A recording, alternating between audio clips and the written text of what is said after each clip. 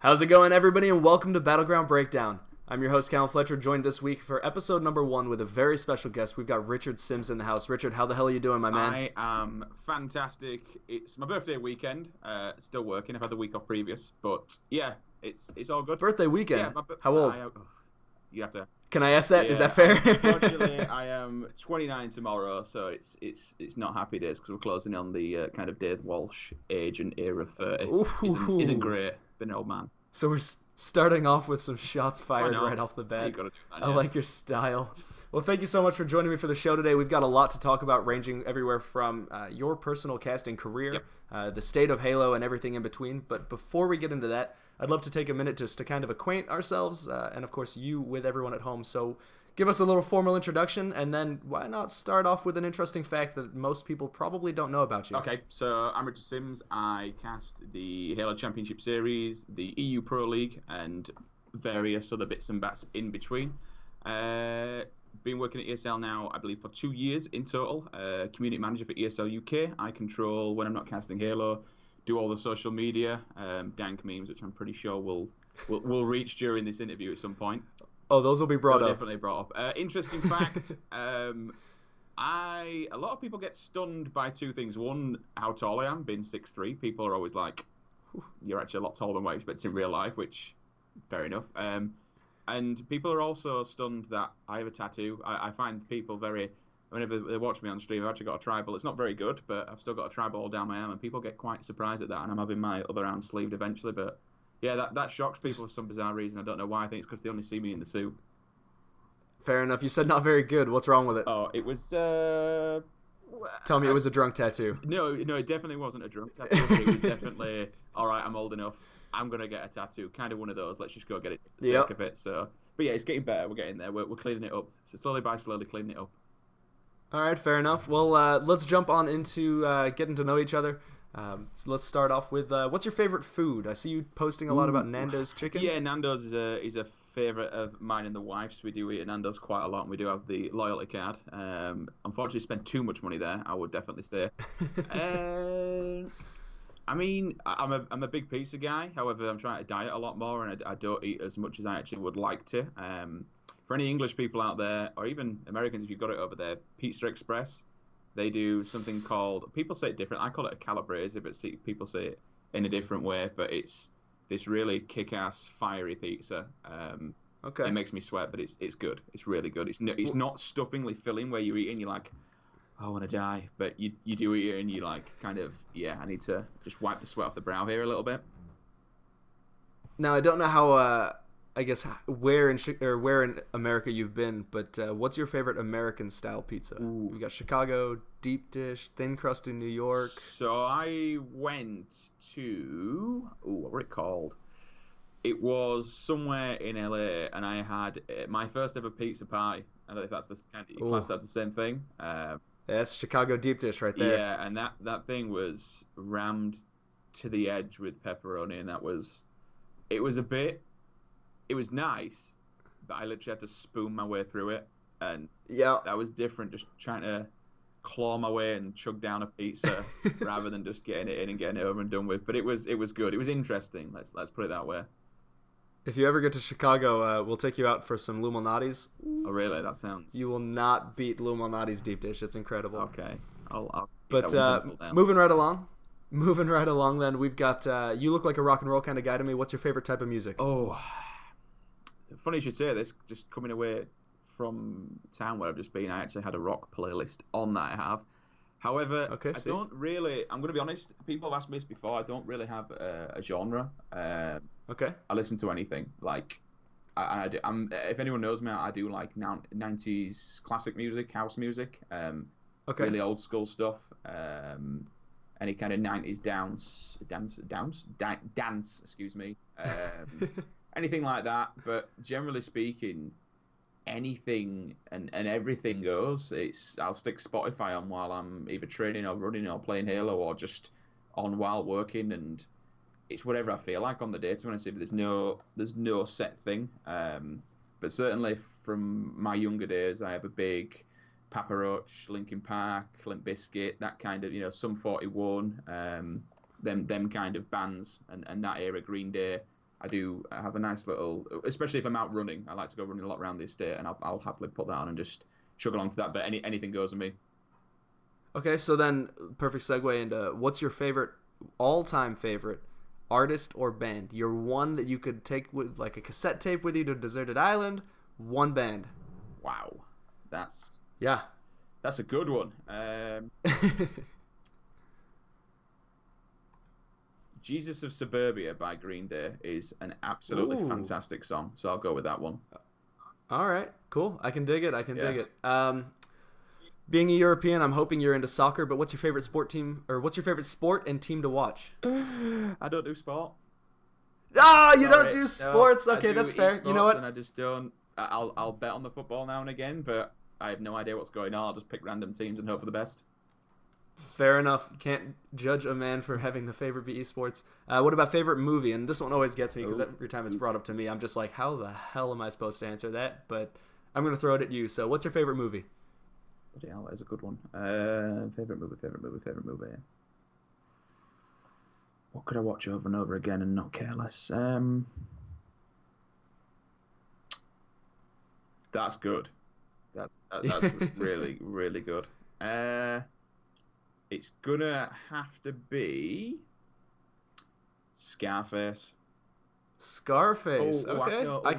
I do like Scarface. Either that or potentially Shawshank Redemption. They are two very good films. So I'm gonna give it to Scarface for now, just because I've said it first. But fair enough. I'm kind of. I feel like Shawshank's the kind of movie you can put on TV, and no matter how many times you've seen it, it never gets old. It's incredible. I actually watched that I remember my grandparents having it on at their house, and went round, and they didn't think it'd be a film for me, and I absolutely loved it. And I'm like, rewind it, and I bought it, playing it ever since, really. Let's do it again. Definitely. All right, and we've got, as you said, we're going to get into a little bit of some memes here, but Frosty wants to know, how does it feel being a living meme? Feels bad, man. I'm sorry. I really had to do it. No, I mean, it's, to be fair, it kind of comes with and I think this kind of goes for a lot of other questions, it goes hand in hand with the gaming culture, and I think, and the online multiplayer kind of scene, and especially, in fact, I'll save this next answer for a later question in case it does come up, because I saw quite a few coming in about memes, but yeah. It feels good, man. Being a living meme feels good. All right, and then Saucy. I wish I could put the video into this video, but I have seen it. Yeah. Saucy would like to know, how do you make your memes so deliciously spicy? Okay, so you live by the dank and you die by the dank. You've got to go. There's no half measures when it comes to making memes. However, I think because I do it. This sounds really, really bad. But I do it for a full-time job in social media. We do a lot of memes, and I think that's why it kind of helps, because doing social media as my, counterpart to my job. Like, casting's the one side of it, but social media and running all that is the other side to it. That's what I do in my not in my spare time, but for the actual job when I'm not casting. I think it's just practice makes perfect, man. Just makes perfect. Practice makes perfect, guys. You heard it here first for all of you memers on Team Beyond and everywhere else. Let's get into a bit more of the serious side of the interview. When did you first get into video games? What was the first game you ever played, kind of thing? So I always remember years and years ago, the first game I ever played will have been seeing my dad play Alex the Kid. And I can always remember where you fought the guy and you did rock, paper, scissors against him. And as a child, I can't remember how old I'm talking young here. You actually did rock, paper, scissors against one of the bosses to beat it.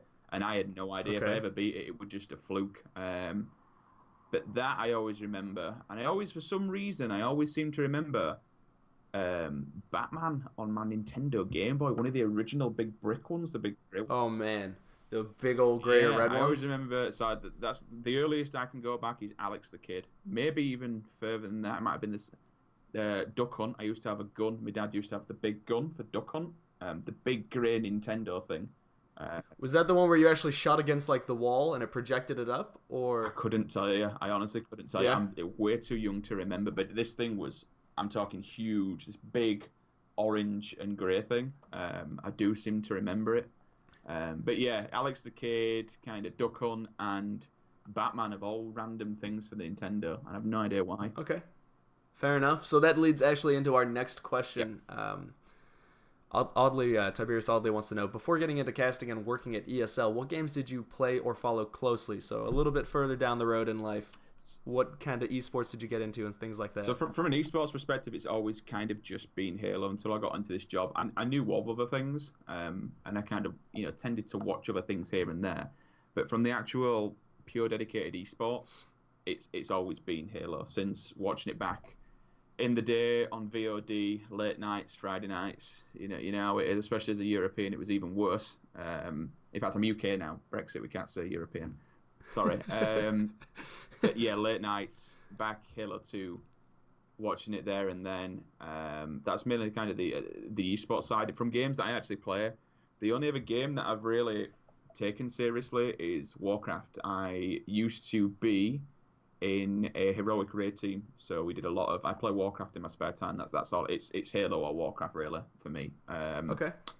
Generally speaking, that's it. It's either if I'm not. I enjoy now leveling tunes and just exploring some of the lore and some of the older places, doing some of the older raids and stuff, transmogging, just things like that. It's a real social thing. I don't have time to put into raid. Like there was one point I was raiding 3-4 nights a week. Good God. Yeah, on hardcore progression, and it was very time consuming. So I'm out of all that now. But yeah, from taking things seriously, it's always been Halos and esports, or then Warcraft as social. But probably say a good 8 to 9 months stint of really playing it properly and practicing properly. Okay, so speaking of games, I've got another one here from Audley. What is the worst drink Dave has ever called Buffalo on you with? And before we answer that, when I was at EGLX up in Toronto, Dave actually kind of explained the game loosely to me. I'm drawing a blank on it now, so let everyone at home know what the hell is Buffalo, and then go ahead and answer that question. So I have a drink here. If I were to now, this is my dominant hand. So if I was to sip from this dominant hand, and Dave said Buffalo, I have to down that, no matter what it is, or how. In fact, there's some rules. It can't be. I think it can't be hot. Can't be a hot drink. But I would have to down that there and then. It'd have to go straight down. You have to chug it. I have seen Golden Boy get done on breakfast. He has been done with like pints of orange juice, smoothies. Yeah, I've only ever seen Dave been done once or twice, and it was self-inflicted. Dave's quite clever, but self-inflicted because if you buffalo someone, like for instance, if I was a left-handed person, which are the ones that get you, Dave's been done twice, I think, by left-handed people. One been assault. He says, nope, left-handed, bang. And Dave's, if you get it wrong, you get reverse buffaloed. With me, it's not too bad. Dave has a really bad habit of doing it while we're casting. Like, I'll always remember Halo World Championship. It's something like, I think it was the semi-finals that I was doing with him just before Grand Finals. And literally, we was in a break or something. We're about to go live. I literally just like quickly took a nip. He just went, Buffalo. I'm like, he never. It's a living thing for Dave. All right, this is David Wallace is a piece of shit when it comes to this. I kid you not. Dave lives and breathes Buffalo. It's 24/7. His family play it, and he will try and get everyone involved. There is no hold barred. And what I'm quite clever at doing now. Last time we did fall finals, Dave turned up, says hello. I was pretty tired at the time, but I thought, you know what? And if you just sit there with it and you watch him in the corner of the eye. He's like he's constantly like this. He's looking at you. And he's looking at checking in. Yeah, he literally just assesses everybody. And he won't even move. He'll just be like that with his eyes, and all of a sudden you just go like that, look over at him, and he'll be like staring at you, and it's like, hi Dave. But yeah, he's 24/7, and it's when he gets someone, it's really really bad. But it's the way he does it as well, because like we'll be at an event and we're about to go live. He'll just go, hey. Guess what? Come here. Buffalo. And it's like, you mother. Why? Please no. So yeah, it's a good game, but he is. And Strong Side's the commissioner. When them two are together, they will literally go out of the way. Like they'll get straws. They'll literally get straws. They'll cut them in half and they'll put them in the drink and they'll go up to the lips and they'll get people to call buffle on them, and then they'll pull the straw just so that they have to drink. Yeah, and they'll go monsters. Yes, honestly, there is no getting around it. Those guys are savage. All right, so then what's the worst drink you've ever been buffaloed on? With me, I think it was something called a bomber, maybe a bomber 56 or something. It wasn't very nice. I'm sure it had like orange or something in it. It was like a citrusy beer, and it was a big bugger and all. And yeah, it wasn't like down in that, and it was like, oof, my stomach did not appreciate that. But I can't imagine it'd be nice if you had like something like a double or triple kind of short drink, and you had to down that. Like, imagine having to down a full Jack Daniels or something. It's not. Oh, he's a mean man. Well, brace yourself for the next time you get over into the States. Definitely, every time. But while you're bracing yourself, when you're not working, you've mentioned you were either playing games or making memes or whatever, but what else would we find you doing? Going out, enjoying anything? What do we do? Yeah, I mean, I try and spend as much time with the wife as possible. Esports it's the one thing that I will say, compared to the jobs that I've done before, it was very 9 to 5, do your own thing, go home. Esports is a very 24/7 job. There's no switching off from it. It's 7 days a week, 24/7. You've always got to keep on top of the ball, keep on top of things. Today we went for a meal with the wife for my birthday. I was still checking beyond, making sure everything's all good. Coming home, doing this now. I still kind of class this as work. Doing things like this, it's still sure, absolutely. It's all different things. Tonight. E-League's on. I'll watch that and do some research and watch the casters, and then watch Twitch tonight and watch any of the players streaming. It's, people think, oh, it's just watching video games. It's kind of a 24/7 thing. But if the one thing I am trying to do is lose a lot of weight and get in shape a lot, especially working from home, I just need to keep active. I used to drive for a living, so I try and really go to the gym as much as possible. I should go tonight. Whether I get time or not is a different thing. But yeah, it's generally just trying to spend time with the missus, go to the gym, and play games as well. It's actually quite hard to play games these days. There's not enough hours in the day. Oh, amen to that. Amen to that. But moving on, growing up, what was your dream job? And I'm talking garbage man to astronaut. So I went through a big phase, and I mean, it was a childish phase at the time. And it eventually got phased out. I wanted to work at Games Workshop doing one of the games masters doing Warcraft paintings and professional painting, and the guys who run the tournaments and stuff. Some of their skills at painting miniatures is incredible. Absolutely. And the skill that they have is amazing. And I'd love to be able to do something like that, to be able to sit there. I was pretty good. I was quite arty, and I was going to originally be...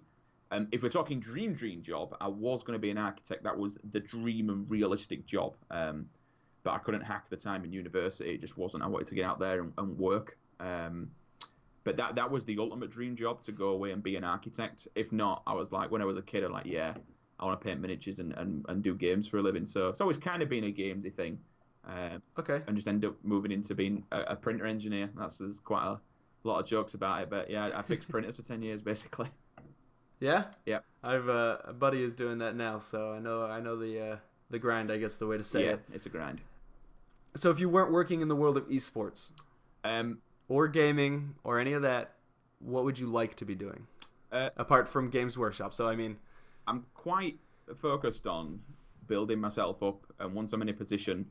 I've had 4 jobs in total. It was the same career before, but it was just moving different companies. I'm quite keen on progressing myself and moving up the ladder. Okay. So I would say I was a manager at my previous job. I got up to a manager's level, or a senior's level. It wasn't quite just below manager. It was a senior's level. Sure. I had a very nice company car. Managed to get the senior level car. So I would say and I absolutely love my previous job. I'd still be there, and I'd just be trying to work my way up the ladder. Keep climbing? Yeah, without blowing my own trumpet, I was pretty good at my last job. I used to enter, it sounds weird, but there were competitions for fixing printers that go and they put faults on machines at Toshiba and Kyocera. And I came 3rd in England for the Kyocera fault finding, and it was a 2nd or 3rd in England for Toshiba. So I've been competing, it sounds weird, competing in I was just going to say, no shit, there's competitions. Yeah, competitions for fixing printers, as weird as it sounds, and I managed to work it out to Malta for some regional championships. But I was pretty, again, without blowing my own trumpet too much, I was pretty good at fixing printers and doing my job. I've always been quite hands-on and techie, so I'd probably still be doing that, either looking at companies to move up the ladder or move up within. I enjoyed my last job. I loved it, and I love the people I work with. I actually saw my old boss about a week ago. We sat and had a chat, asked how my career were going and stuff, and yeah, it was pretty good. I would never have pegged you for a printer tech. Yeah, 10 years. But I guess that's not really something you peg anyone. No, but it was, if you imagine from your normal office printer, that'll do 10 copies a minute, up to your industrial level machines that are as big as this room. Them out. Yeah, 150 copies a minute, Ricoh, $300,000 machines, things like that. Any size, anything, or even and networking them as well, all the print and scan. Benno, actually, in ANZ Player, he does the exact same job as what I used to do, funnily enough. No, really? Yeah. Well, let no one here ever question your skills with printers again. And while if we're at an event and someone needs a printer, fix him. You know who to call. Now, speaking of events, you're one of the community favorites when it comes to casting. How did you get your start? So getting into it back like in the Halo 2 days, Halo 3 days, me and a friend called Pete, we originally created Halo2forum.co.uk and Halo3forum.co.uk. So even back in the day, we were still running a European community website. Took a break from that. Tugsy took over and various other people. Came back after a break. Used to post on there, used to play on there. Halo 4 came out. I had a big break and just went to just kind of got with the wife and just generally real life took over. So I had to stop competing. I competed during Halo 2 and kind of took a break and just watched Halo 3 from the sidelines. So kind of didn't get too involved with it, but just watched. Halo 4, wanted to play again, came and got back into it. I didn't enjoy Halo Reach, so again, I just watched Reach and just sat back. I played it for a bit and I played the beta, but it wasn't too much for me, so I kind of sat back and watched that one from the sidelines. And then Halo 4 really got back into it, got back into the community, working on the websites, and just got involved, really. Started just working with people, helping people out more than out, doing favors, giving people information, speaking to people. Then I started to cast, really. I went to a Halo 4 event. I didn't get last, but I didn't do well. I predicted me and my team, and a few other people thought we'd do it as well, because we were all right online. It's come top 8. We didn't. We came something like 20th, I want to say, out of 24. And there was a microphone there, and I went and sat next to Ninja, of all people. And my first ever game of Halo, I cast with Ninja. We had a good conversation. We had quite a lot of fun together. Shout out to Tyler for that one. We had a lot of fun. And yeah, I just took it from there. I said, this is what I want to do. How do I do it more? So I spoke to the guys at EGL at the time. Came back and did some Insomnia events.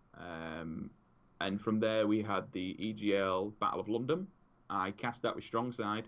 And from there, I got an opportunity to go cast at PAX Boston.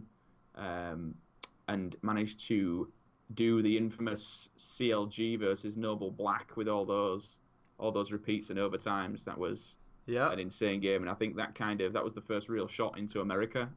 Opened a lot of doors for me. And since then, just been grinding, just trying to get the work I could as a freelancer and try to go to any gigs I could. So did you know at the time when you were casting that match that would be kind of your golden moment to break in? I wouldn't say I kind of knew it was. I know it was a big thing to be able to break into because no one knew what I was at the time. And I didn't really have a big following or anything, but I knew it was a big gig for me, but I didn't realize it would give me so much of a platform to excel myself on. And I just took advantage of it a little bit and thought, right, I'm really going to try my heart and soul here. So in the months leading up to it, the week leading up to it, shall I say, I were really practicing, getting all the information. At the time, I was just a community caster, I was literally I can't remember how many, I hadn't cast that many events going into that, maybe 3 or 4, 5 tops, certainly nothing spectacular. It wasn't many at all. And when I look back at it now, how many mistakes, it does make me cringe a bit, but yeah, it was good to say we can look back and say I did that. I mean, I have to be thankful for ESL and 343 giving me that opportunity, because they took a chance on me, they flew me out, and it kind of progressed into what we're doing now, really. So yeah, it was a bit of it was a wild weekend, honestly. It was insane. Just meeting Dave Walsh, for instance, someone who you've been watching play Halo since 2004, 2003.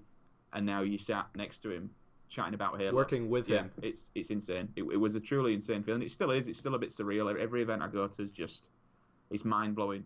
Doing what I get to do for a living it's a blessing, really, and I'm really thankful for it. It's awesome. Great. Okay, so then as you said, it's kind of a blessing, but working behind the scenes in Halo is a lot of people's dreams. What moment truly felt like, holy shit, I've made it? What? Or have you not necessarily had that moment yet? I don't think I've had a moment where I say, holy shit, I've made it. It's hard to say. I don't really think of it that way. I just take each day as it comes, to be honest. Okay. But I think one of the most mind-blowing moments is when I walked through the doors at the World Championships and I saw the stage for the first time, like on a Thursday or Friday night, I think it was a Thursday night or Wednesday, whatever day it was, walking through to take a look at the set for HWC 2016. I was just like, gee, wow, that is insane. Like, you're gonna be sat up there casting. It's like, that's amazing. That is actually amazing. So that's the most surreal moment I've had in casting yet. That's the most surreal one, being up on that stage looking out at the audience.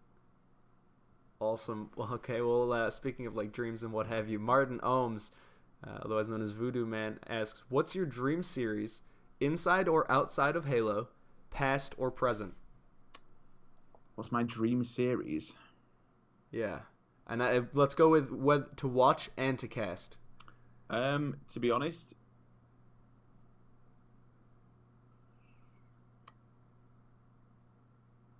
I mean, it's not the easiest question, is it? No, any game that goes to a Game 7 is always going to be that's what you always want. So any one that goes to a Game 7. However, I would have said, I think I've got it, to be honest with you, because that CLG versus Noble Black, that was a privilege to cast. That's still the most wildest thing I have ever experienced.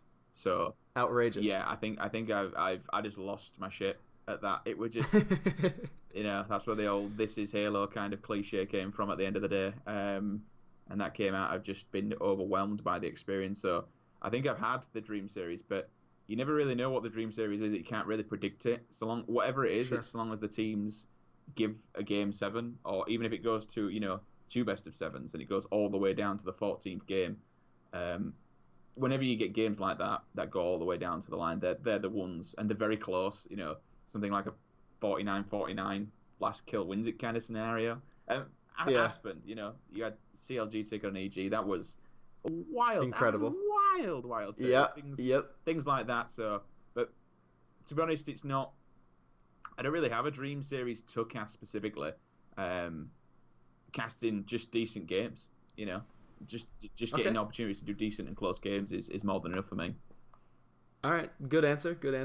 Martin also wants to know, do you feel there's a disparity between North American and European casting?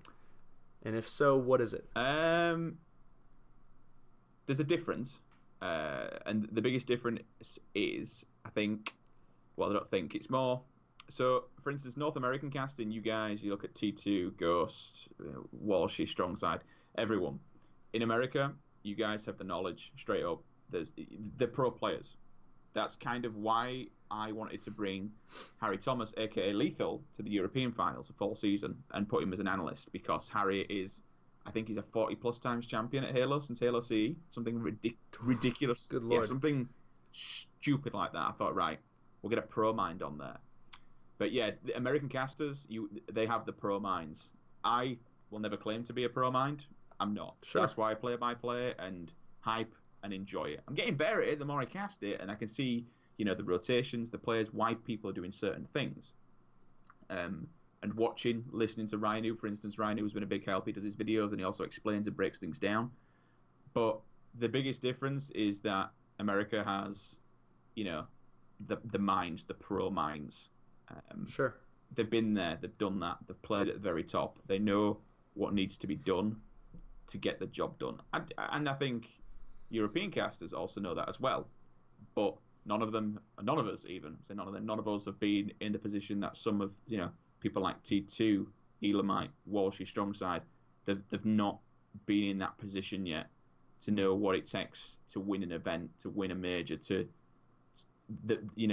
just when you listen to Dave, sometimes I could just sit there and just watch him. Even when we're casting together, I can just sit and zone out, listening to what he's saying, and just think, I never thought of it that way. That's mind blowing. I think that's for me the biggest difference. And while you said and just mentioned Dave, Audley also wants to ask, which other casters do you watch closely or improve to learn from? I think it's mainly, I like to listen to T2 and Elamite because of, they're good friends as well, but they bounce off each other and they complement each other really, really well. In terms of other casters, my favourite caster by far is Semler. I like to listen not to his knowledge, and he is incredibly knowledgeable. I'm at the point of where, because I know that I'm not that pro player level, I'm not the analysis, I'm not there to break down, that's not my job. But I am trying to improve the way I talk, my fluidity, of a better word. Sure. The words I use. In many other esports, they use a lot more vocabulary, and that's what I'm trying. That's my next stage. I'm looking at how I bring myself across on camera, hosting skills, the wording, the terminology, the punctuation, things like that. It's all about the English language now is what I'm more focused on, and how to speak properly and bring myself across and engage with the audience rather than trying to focus on, right, how the hell do I cast Halo better? It's like, okay, how do I cast better as such? And work with other people. I think me and Dave have always got along. Me and Dave have a lot of banter, and I get on really well with Dave. I'm one day looking really forward to casting with Ghost of the Army. I've always wanted to cast with Ghost. I've not got the opportunity to do it yet, but I'm sure we will do. And I think that'll be very, very good. I think me and Ghost will put on a bit of a show, and it'll be a lot of fun. But that's what it is. It's just having a lot of fun with your counterpart. All right. Well, speaking of counterparts, who's your favorite color caster to work with? Definitely Dave, and that's no disrespect to anyone. I just think me and Dave we understand when each other's going to stop, and we know who brings it in, who ends it. We know, and Dave knows when I finish a sentence to pick up, and likewise. To be fair, I don't want to say there's any favoritism. Everyone works well with everybody, but if I had to pick someone, I'd say Dave every time. Okay. Now, who is your favorite caster ever in any esport title or sport? I think I just mentioned it. I'm a big Semler fan. It's going to be Semler? Yeah, I'm just a huge Semler fan. I just think he's just his camera presence and his general persona, how he owns the stage and how he engages with the audience. Personally, I think it's amazing. I think the best casters in the world come from League of Legends, if I'm honest. I agree. North American casters in League. I don't pay too much attention, and I really should, and I do watch a lot of their VODs and stuff, but I always pay a lot more attention to CSGO. But I think it's definitely one I need to look at, because you just look at how well trained they are. You watch Worlds and how they speak on camera at Worlds. It's next level. I mean, you wouldn't expect any less, because these guys go through voice training. They have programs. That's literally what they do. So you expect it, but how they handle themselves and bring themselves on camera is absolutely phenomenal. Okay, cool. Now, what's the hardest thing about Halo casting? The hardest thing? Ooh. I think the hardest thing is... Well, I'll give you one from MCC, which kind of taught us quite a lot, is if something... Well, there were a lot of problems with MCC. If something goes wrong, it's how you... I don't want to say cover it up, but how you move on from that. I've seen a fair few times where if something goes wrong, sometimes people aren't too sure what to go or what to do next. So I think the best word I'm looking for is improvisation. Being able to... It sounds bad. Chat shit is a very... Unfortunately for me, it's a good talent. But being able to just... If something happens, carry on going. Keep going. Don't lose it. Don't go silent. Just keep building the story, keep talking away, and keep the conversation flowing. No dead air. There's always a little bit of a back and forth of whether Halo should have dead air, because other games will have dead air. Counter-Strike, you can just sit there and watch it. The cast will go quiet.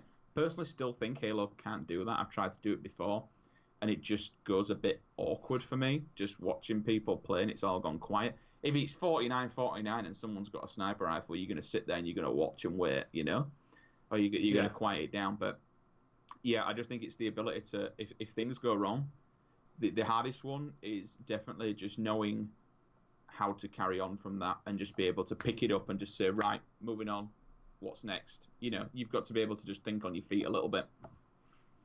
Okay. Now, what's the easiest thing? Enjoying it. Perfect answer. Simple as that. Now, you mentioned you started out kind of being a community figure. Now, what is a common mistake you see newer casters make regularly? A common mistake? Honestly, I don't pick up on... I don't think it's my place to pick up on other mistakes. Okay. I've asked certain people before for, feedback and mistakes and stuff, and some people will give you it, but a lot of other casters, for instance, have told me that's for you to go away and find out. I don't think it's for... If a caster comes to me and says, look, can you look at this?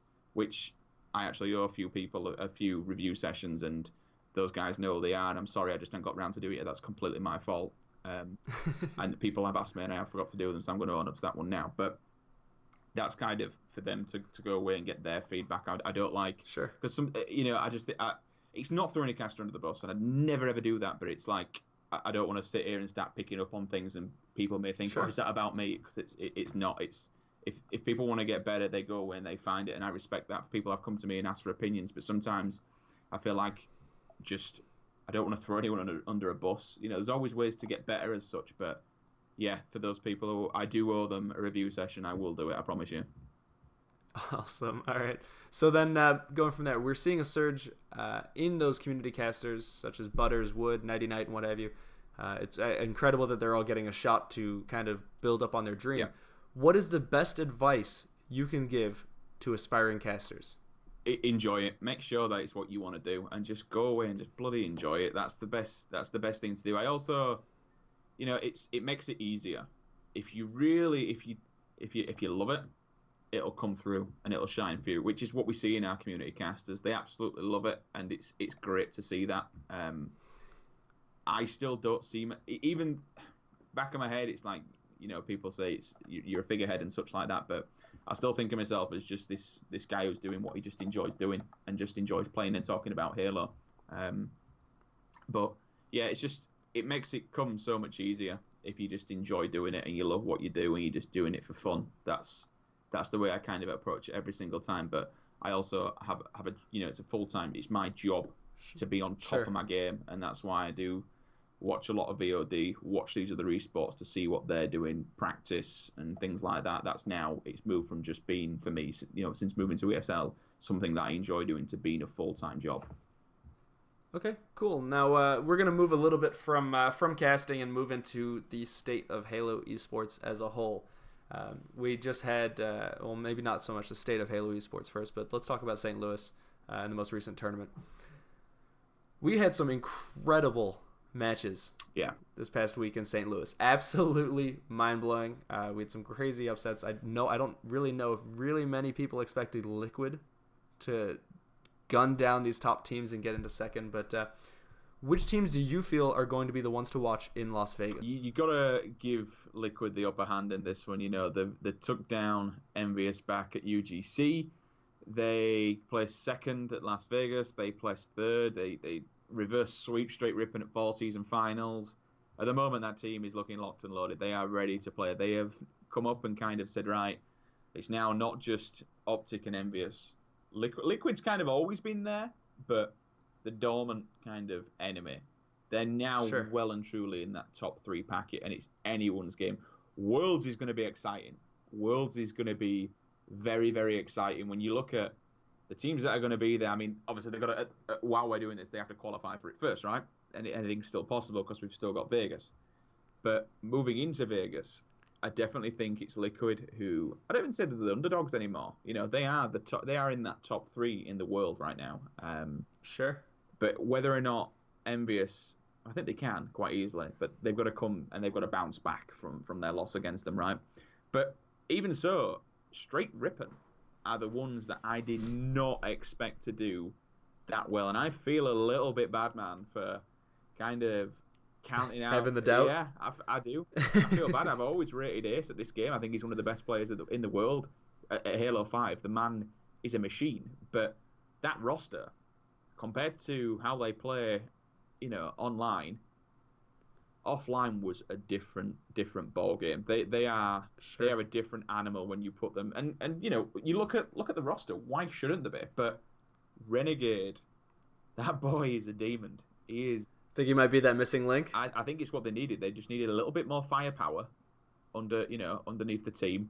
They've got this little fire now. The fire's lit. It's been struck, so to speak, and they've just got a really super strong Slayer, and he just excels all the rest of the players around him. And I think they'll make worlds with that roster, and I think Vegas is going to be a wild one. We're going to have a few, I think we'll see a few more team changes. We're already seeing things here and there. Nothing's 100% confirmed yet. We haven't had all the rosters locked, but there'll be a few team changes going into this one. Interesting to see what happens with Allegiance. Didn't have the best of runnings, which was disappointing because I had one of their big players in my squadron, my fantasy squadron. And also I think that team is quite easily, it's top 8, top 6. I agree. I was surprised they didn't piss through top 6, to be honest with you. Things didn't go according to plan. We'll see where the lineup come Vegas, to be honest with you. But yeah, it's everyone's game at that event. I still feel because you're going to have 6 spots going to Worlds from that event, that'll be the biggest. Me personally, I feel that'll be the biggest live event, an open event we've seen for years. I think that place is going to be rammed, and I hope it is. We want to see that level of teams. We want to see 100+ teams turning up and fighting it out. There's only 6 slots on the line, and you go forward from that, you're going to be playing for $1 million at the end of the day. I'll take your fair share of it. So I'll say it's a hell of a lot of money. It really is. It's life-changing italics, as one might say. But yeah. Careful, we're gonna start getting into rent soon. I know, it'll move forward. I'm looking forward to it. It'll be a sick event. It'll be very, very crazy. It'll be good. Okay, so what was your favorite series from St. Louis then?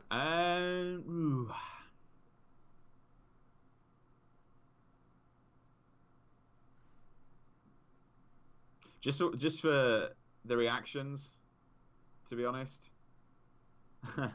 it's got to be straight rip and knocking out Inconceivable. It's got to be. Oh man, it's got to be. The reverse sweep was brutal. It's got to be the reactions. Seeing it from that, it had to be I suppose you had to be there to really fully experience and appreciate it. But seeing the players, I doubted them. I'm not gonna lie, I doubted that roster, and to see the players like that, but to see that roster coming together so much is good, because it proves why they're one of the best in the world. They're not just a name and a brand. They are a bloody good team as well, and I like that. It was good. They kind of needed that to solidify themselves and say, we are one of the best in the world. Simple as that. We are straight rip, and we're not here to play games. We're going to be taking home a fair share of the money when it comes to Worlds, and I think, Vegas will be even more of a test, and they've kind of proved it now. Can they take it that next level? Personally, I think they can. Okay. All right. Now, if you had to give your top 4 at Worlds right now, who would it be? Optic, NB, Liquid. Straight. Yeah, okay. We'll have to go if you had to pick a European team that had the best chance of competing and contesting the American teams, who would it be? Fab. There's no question that they're just head and shoulders above everybody else. I haven't seen too much of the new Supremacy roster, which is the old Pulse Gaming roster, but with Solar in place of Cali. That's a massive pickup, but everyone calls him an online warrior. Personally, I don't think he is. He did well at the last Worlds. They didn't make it through, but they knocked out Dig. He was on that Millennium roster that booted out Dig. Solar's a pretty good player. You'll probably anyone's seen him in the playlist, he smashes this game. Solar AMG, you'll see him kicking around. So I'm excited to see what they do when they go to Gfinity. I really want to see what they can do. They're certainly a contender for that top spot. But at the moment, it's definitely Fab. They're just so head and shoulders above everybody else. Respectful is just on another level, to be honest with you. The guy is a machine. He really is. He's an absolute machine at this game. Okay, cool. So it's Fab and then the new Pulse, which is Supremacy? Yeah, I think Supremacy are going to shock a lot of people. But the French always do, man. It's just... It's the French curse, I'm telling you. It really is. All right, so we're gonna get into the nitty gritty. We're gonna talk about the state of Halo, Rich. Okay. I've got a few more questions, and then we're gonna jump into a speed round with you, All right. and then that'll wrap up the show today. But I'm confident you knew I wasn't gonna let you get out of here without talking about this. We've got to bring up radar. Okay. It's commonly discussed, frequently ranted on in the competitive community. Some people say it works, some people say it doesn't. Some people want it there but modified. Yep. What are your takes on it? So, first off, personally, never liked radar. I've always kind of been honest about that. I wasn't ever a big fan of it. I'm a very much I want to say free for all player. I'm a selfish player. I don't communicate. I've always been a solo queuer. I've always been one of these piece of shit players that don't put his mic in. I struggle doing two things at once. There's no point in lying about it. I struggle looking at the radar. I struggle shooting, let alone what else. I like to just sit there, do my own thing, kill people, and do whatever I want. I'm punished so hard in this game for that, and that's why I think I struggle at it so much, because I do struggle at playing Halo 5. There's no line about that. Back in Halo 2, Halo 3, I'm not blowing me on trumpet again, but I could handle myself. Halo 2, guys, and he hates me for it. I beat Respectful in Halo 2. I've met him up in matchmaking on Ascension, and I beat him. I'll still never let him live that one down. We played in the Beyond 2v2. I beat Hyena. I'm not saying that's a big deal at all, but I outsniped him. I love you, Bill, but I outsniped you. I can handle myself in Halo 2. Kind of handle myself in Halo 3. But when it comes to radar, you've got to understand with me, I see both sides of the coin. I think that's what people find it kind of, they don't see the other side. It's just radar, should be gone, which is fine. Everyone's open to their own opinion. I'm not a big fan of it. However, with the more conversations that I have, I understand why it's there. And I think you also have to appreciate that some of the players, they do want it in. It has to stay. You can't just take something like that away from it. They're talking after Worlds that it's going to get changes. I'm interested to see the changes. I've literally no idea what those changes will be. I can only imagine it's going to be some sort of ticker. Maybe you see him when you're shooting. Maybe you see him when you're doing Spartan abilities like sprint, for instance. But yeah, me personally, coming from Halo 2, Halo 3, I'm not a fan of it, but I understand why it's there. I like this whole concept of having a global rule set, so anyone from matchmaking can jump in to esports and play the same thing. I think it's a great concept.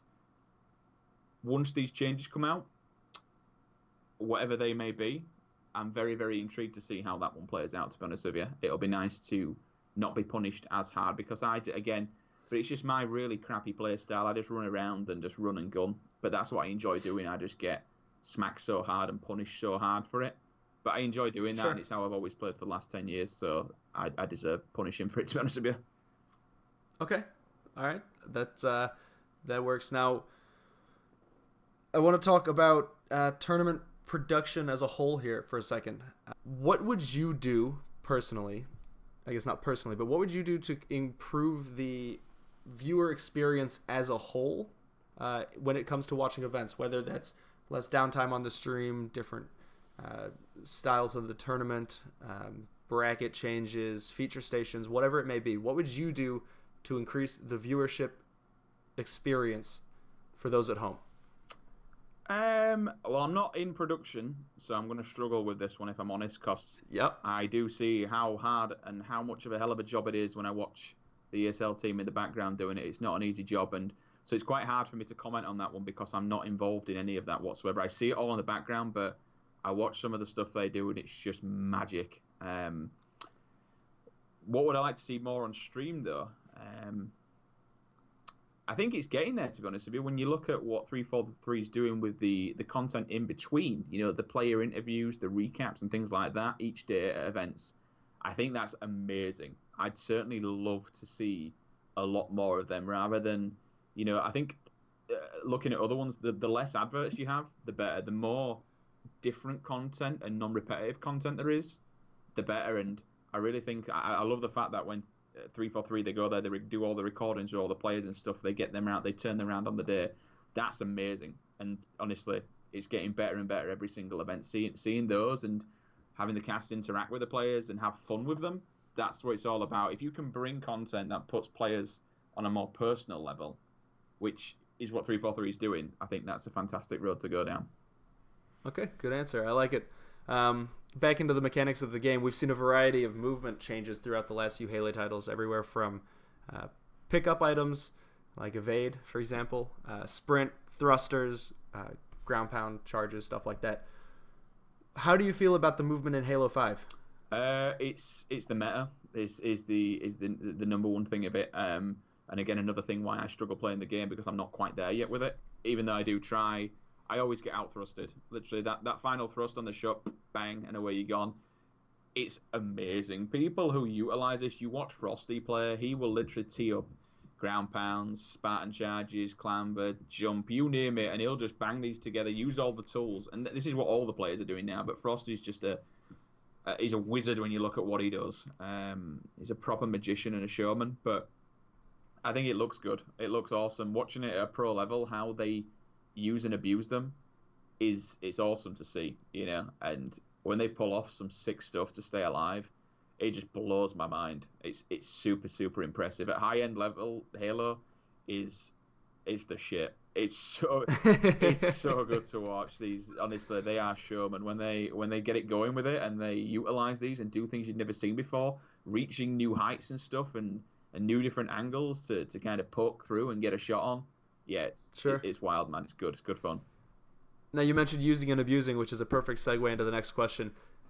How do you feel about the auto weapons in Halo 5? Do you think they're a little overpowered, too prevalent? What is your take? A tiny bit overpowered. There's still a few of them. The AR is the main one. It's kind of, I think once whatever these changes are on radar, it certainly will quieten down a lot more.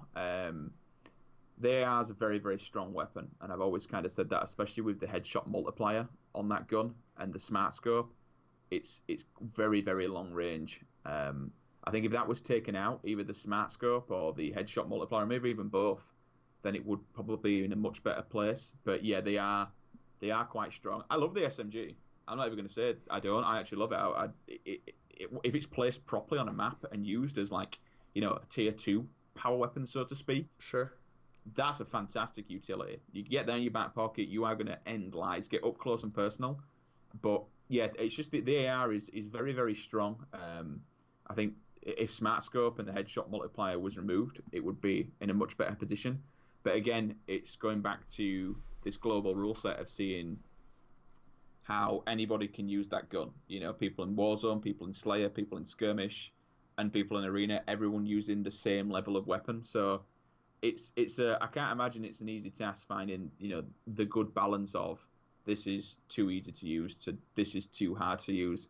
And I generally think out of the box, there's a lot of, with Halo 5, it's incredibly balanced at the weapons. A few changes here and there, but yeah, overall the weapons are pretty well balanced. But but there's definitely just that AR is just a bit too strong for my liking. Okay, all right. If you could change any one thing about Halo 5, what would it be? Now this one's gonna get me. One thing. You want some time to think about that? I think one thing could change about him. Probably, I would say, personally remove splinter grenades. I know there's a lot of stigma about the splinter grenades, about what they do and how they work and things like that. I do think I find myself dying from them when they're lingering around after you've thrown them. Someone will throw them, then you run through them after they've died. That triggers me sometimes, but it's mainly because I think you carry too many grenades in Halo 5. I will literally sometimes be peppered and have by nade, because people carry so many in the back pocket. Sure. You know, you've got normal nades, sticky nades, splinter nades. I actually like the meta of being able to shoot the splinter nades. It's starting to be a thing on Coliseum where you see people grab the DMR, look across at elbow, and shoot the splinter nade to try and blow a person up running over it. You know, the amount of times you see that in matchmaking now is ridiculous. So I like the meta of how to use them and how to use them, but I just think too many people don't like them, and I just find that people carry too many nades, or, you know, it's just a matter of throwing these days. People throw far too many. There's too many explosions, and I want to see people utilize the grenades a little bit better rather than just trying to hunt people down looking for hit markers or just peppering an area in the hopes that they'll get more kills, going back to only having a more limited amount. All right, these ones, I have to use them better, in a better way. I have to kind of, what's the word I'm looking for? Utilize what I've got rather than just spamming them and hoping for the best, really. Moving on, there's a large community that holds Halo near and dear to their hearts. It's I'd say we've got a incredibly passionate community. Oh yeah, and it's a fantastic community. It's a good community. I'd rather have a passionate community than someone who just doesn't care about it. We have an amazing community, and I think people forget how old our community is, how long it's been going. Oh yeah. There's people of all ages. This is a very aged community, and it's fantastic to be a part of. I'm gonna throw in a but here. But I feel like it is very clear and evident that we are on the outside looking in when it comes to being a tier 1 esports title. When you look in comparison to Dota, League of Legends, CSGO, and stuff like that. And while I don't necessarily think you can compare them, I do want to ask you, what do you think Halo, the game, the title, the developers, the community, everything, what do you think Halo needs to do to get back to its former glory of maybe the days of 2006, 2007, 2008, or to be able to be compared to those huge mega titles? The biggest difference, obviously, is PC, and I think that comes with having a PC audience, streamers, for instance, Summit. So I think to kind of sum it all up, no pun intended whatsoever there, but I think if Halo 6 comes out on PC as well as Xbox or Scorpio, whatever it's going to come out on, then yeah, we'll definitely be in a bigger place. I for me, it's kind of when you say what's it take to get back there, I want us there now. I see us there. I think we've got a fantastic community. I think we've got a absolutely bloody good game, especially at high end. You look at these players, and Halo 5 esports is amazing to watch. Sure. We're doing the best we can. We take all the feedback on board, but to if you're saying how do we get to that level, they're all PC. And I think that's the biggest boundary difference between those games and this one. If Halo 6 is on PC, it's going to be so much bigger. The game's going to be bigger, and you never know. PC tournaments might come along with it. Who knows what to be fair, only time will tell in the future, but certainly I think a full Halo game on PC would do wonders for the community and the game itself and the franchise as a whole. Okay, awesome. All right, well, Sims, I really appreciate you taking some time out of your day. Before we wrap up, I've got a couple speed round questions for you, but even more so before that, can we expect any content coming out of you in 2017? So when it comes to content, I'm a big believer in it, but honestly, I just haven't had time. There's no point in lying about it. I've tried to do the YouTube grind, and that's exactly what it is. I just couldn't. I tried to edit a video, and it took me an hour, and that's no excuse. All casters and all players should be creating content, me included, but I just haven't simply had time to do it. I've said I'm going to do it. Let's get on the ground. Let's do this. I have a massive amount of respect for people who create YouTube videos. Seriously, because that is not an easy task. I do stream a lot. I tend to stream a lot. Again, not as good as what I used to be. Like on H2A, there was getting some good numbers on H2A, but I was pretty decent at the game. Probably in the near future, not at the moment. In my turn, I'm certainly going to try and stream a hell of a lot more. So if you class that as content, yeah, I am straight up trying to stream a hell of a lot more. But again, it's just finding time. So why don't you give us your stream URL? I'll make sure we include it in the description down below, guys. Yep, so same as Twitter. It's just at TheSims, twitch.tv/. Going to be on there as much as possible. Thank you to all my subs that have bear with me during the great drought of Sim streams. More will be coming. I did a full week over Christmas. I did a few days last week, and hopefully just try to do more going forward. All right, Sims, we're about to crest an hour, so let's wrap this one up. Let's hit up some speed questions. Cool. Don't think about them, just answer. You ready? I'll put my head down. Let's do this then. Favorite team, past or present? Final boss. Favorite player, past or present? Ogre 2. Your dream team of players, mix and match, past or present? Pistol, Ogre 1, Ogre 2, Walshy. Put them together and I'll be happy. Okay. Favorite Halo map of all time? Midship. Favorite Halo 5 map?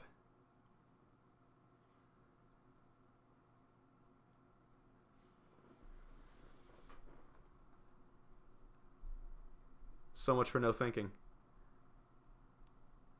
It's quite a hard one. Collie flag. Collie flag. Okay. Favorite game type?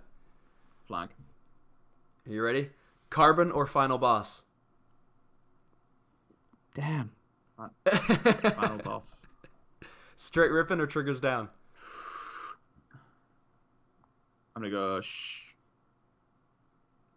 straight. Hesitating. Yeah. Straight? Yeah. Okay. Classic or Instinct? Instinct. Believe the Hype or Dynasty? BTH. Status Quo or Warriors? SQ. And then last but not least, Envy or Optic? Optic. Sorry. Optic. Sorry, Pistola. There. Sorry, guys. Sorry, Hugh.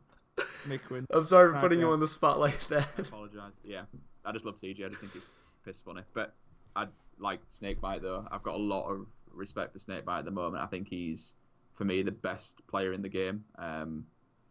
Hands down the best leader. Oh, God, yeah. Dadbite. He's a god. He's a god amongst men at this game. All right.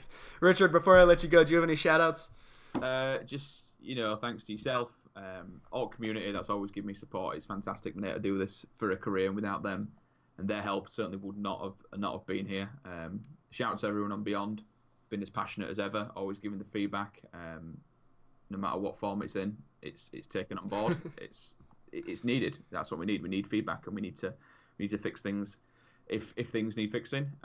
Shout out to everyone. You got all the people. I mean, it's a global community, right? You got Reddit, you got Waypoint, you got Ready Up Live, all the YouTubers, all the Twitch streamers, everyone in the background that makes the events, tick. No one sees the producers and all the sound or audio, visual, lighting, catering. Everyone who's in the background, admin staff, setup staff, pack down, pack up builders, everyone that kind of puts it all together to build this one thing. And 343, they work their asses off in the background. I see what they do, and I see the things that they do with this game. Quinn, all the team, Tashi, Bravo, all of them. It's without them, I wouldn't be here. The game wouldn't be here. So shout out to 343, and of course all my mates at ESL, all the boys. All right, Richard, again, thank you so much for joining me on episode 1 of Battleground Breakdown. It was an absolute pleasure having you, getting to know you, and I can't wait to see you at the next event I'm able to go to that you're also at. Beautiful. For everyone at home, you guys can catch Sims, and if I'm not mistaken, this is the last chance qualifier online with T Squared, and that's going to be on March 12th, correct? That is correct. Awesome, guys. So you can catch Sims there. You can catch him on Twitter at The Sims. You can catch me at Flizzy Fletch.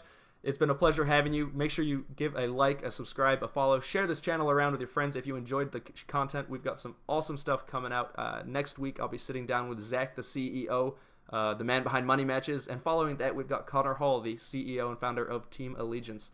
So a lot of great content coming out. Again, Richard, thank you so much. I'm Callum. You guys have a great day. Happy birthday? What am I trying to say? This is hey, happy birthday, Sims. There we go. And guys, this is Battleground Breakdown. Have a good one.